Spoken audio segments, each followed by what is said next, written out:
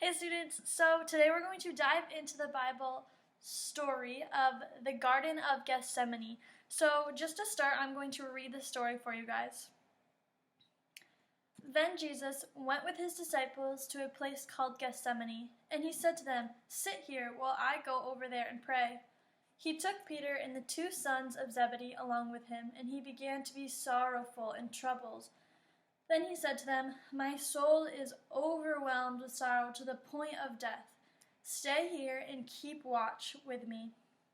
Going a little farther, he fell with his face to the ground and prayed. He said, "My Father, if it is possible, may this cup be taken from me?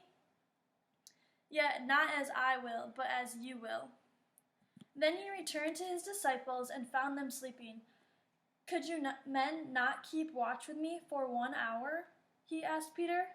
"Watch and pray so that you will not fall into temptation. The spirit is willing, but the body is weak." He went away a second time and prayed. He said, "My Father, if it is not possible for this cup to be taken away unless I drink it, may your will be done." When he came back, he again found them sleeping because their eyes were heavy. So he left them and went away one last time and prayed for the third time, saying the same thing. Then he returned to the disciples and said to them, "Are you still sleeping and resting? Look, the hour is near, and the Son of Man is betrayed into the hands of the sinners. Rise, let us go. Here comes my betrayer." Alright, so in this story, it told us that Jesus was overflowing with sorrow and sadness. So sorrow means sadness. It means that his heart was full of sadness and he was sad. Can you ever think of a time where you were just super sad? And this is how Jesus felt. So I'm going to pour this water, and the water symbolizes the sadness in Jesus' heart. And as I fill this cup, what do you think is going to happen if I keep pouring? It's going to overflow, right? And why is it going to overflow? Because there's too much water. So I filled it right to the top.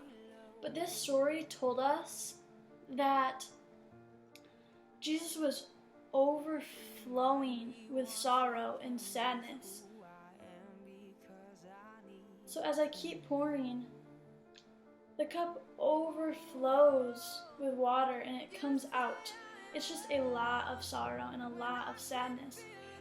So in this story, we entered into the hardest part of Jesus' life, and he knew that this was going to happen to him. He always knew, but he was still sad. His heart was just so full of sadness and sorrow. Just like the Bible tells us, it overflowed with sorrow. That was a lot of sadness, just like it took a lot of water to overflow this cup. Alright, so there's one last part of this story that I wanted to dig a little deeper into. So Jesus said to God in his prayer, he said, "Not my will, but your will." What does that mean? Think about it this way. If your mom says, "Clean your room," what do you want to do? But what does God want you to do? He wants you to obey, right? So let's think of another one. Time to go.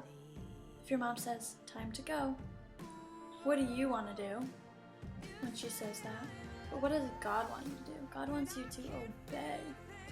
So what this is saying is, what you want to do is your will, but what God desires for you to do is his will. So we need to do what he wants in our lives and not what we want in our lives. So in the story, when Jesus said, "Not my will, but your will, God," that was him obeying God's will in his life. Just like we should obey God's will and Jesus' will in our life. He was obeying God's will as well. Is the water that we poured into the glass, did it symbolize Jesus' sadness, or did it symbolize Jesus' happiness? The water symbolized Jesus' sadness.